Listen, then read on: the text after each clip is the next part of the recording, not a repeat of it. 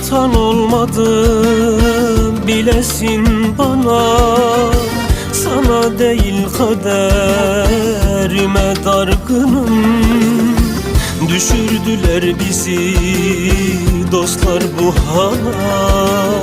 Sana değil kaderime dargınım. Sana değil ben dünyaya kırgınım.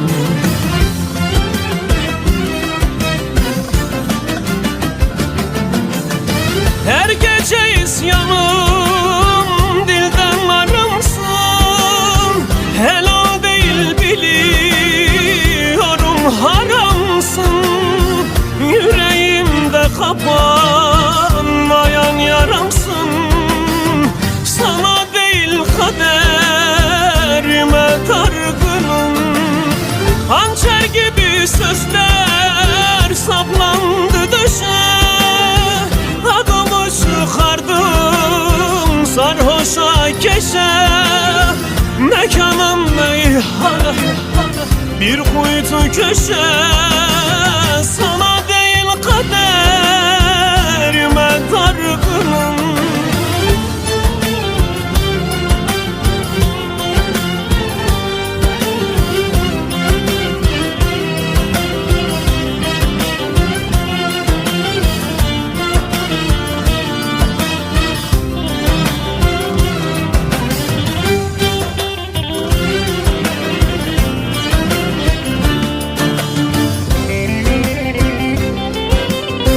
Bizi ayrı koyan dilerim gülmez. Asırlar geçse de bu sevda ölmez.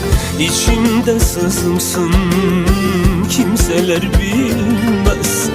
Sana değil kaderime dargınım.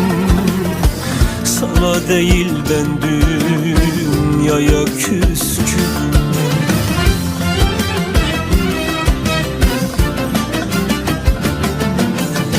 Her gece isyanım dilden varımsın. Helal değil biliyorum haramsın. Yüreğimde kapanmayan yaramsın. Sana değil kaderime dargınım. Hançer gibi sözler saplandı döşe. Adımı çıkardım sarhoşa keşe. Mekanın meyhane, bir kuytu köşe. Sana değil kaderime dargınım. Her gece isyanım lele lele dilden varımsın. Of helal değil biliyorum haramsın. Yüreğimde kapanmayan yaramsın. Sana değil kaderime dargınım. Hançer gibi sözler saplandı döşe. Adımı çıkardım sarhoşa keşe. Mekanım meyhane, bir kuytu köşe.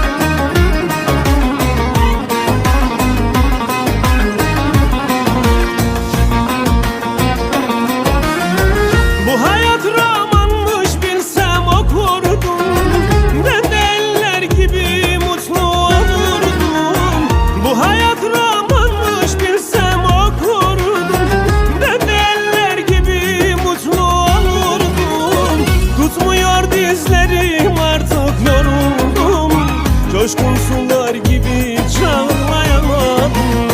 Gidem gidem ah küsen küsene, oysa can verirdin kıymet bilene.